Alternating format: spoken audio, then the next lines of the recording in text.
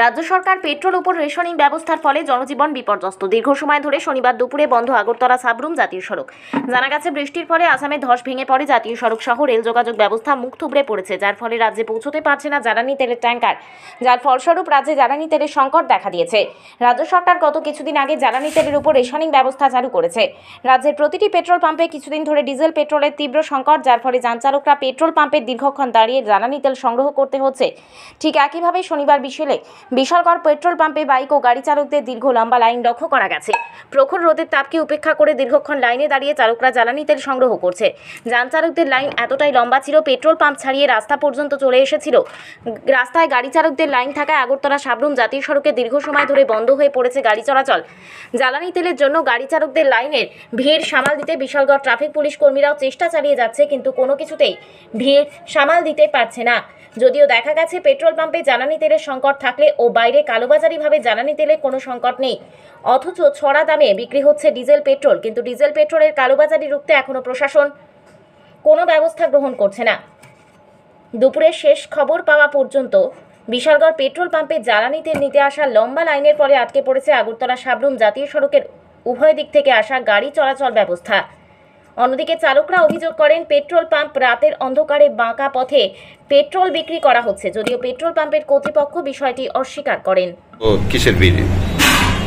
তেল তো খুব কম আইতেছে আমাদের গুয়াহাটি। আগে তো ধর্মনগর থেকে তেলটা আইতো, এখন ধর্মনগর একবারে কম।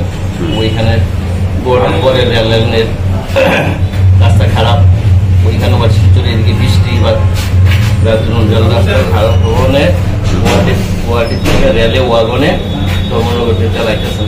তাহলে গাড়িগুলি যাইতেছে গুয়াহাটি, ওইখান থেকে তেল আইতে অনেক সময় লাগে, 5-6 দিন সময় লাগে।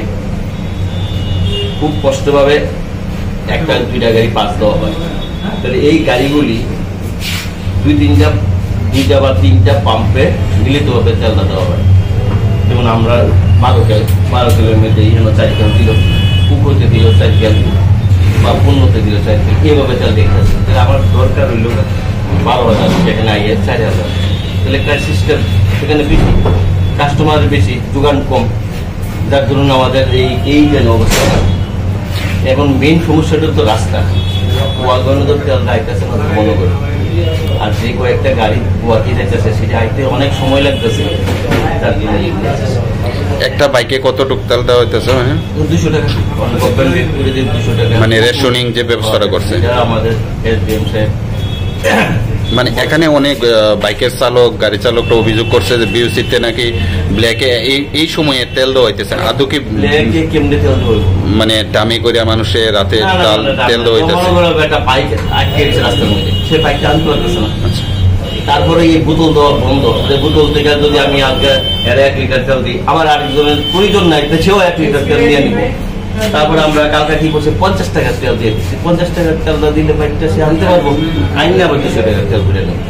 কালকা একটা বোতলে তেল দেওয়া হচ্ছে 50 টাকা, 50 টাকাতে গাড়িটা বাইকটা আনতে পারে। এটা কোন পেট্রোল পাম্প? এটা বিশালগড় এলএম সাহেব পেট্রোলিয়াম এজেন্সি। গাড়িতে কত টাকা তেল দেওয়া হইতেছে? পেট্রোল, হ্যাঁ পেট্রোল 400, আর বাইকে 200 টাকা। আর বোতলে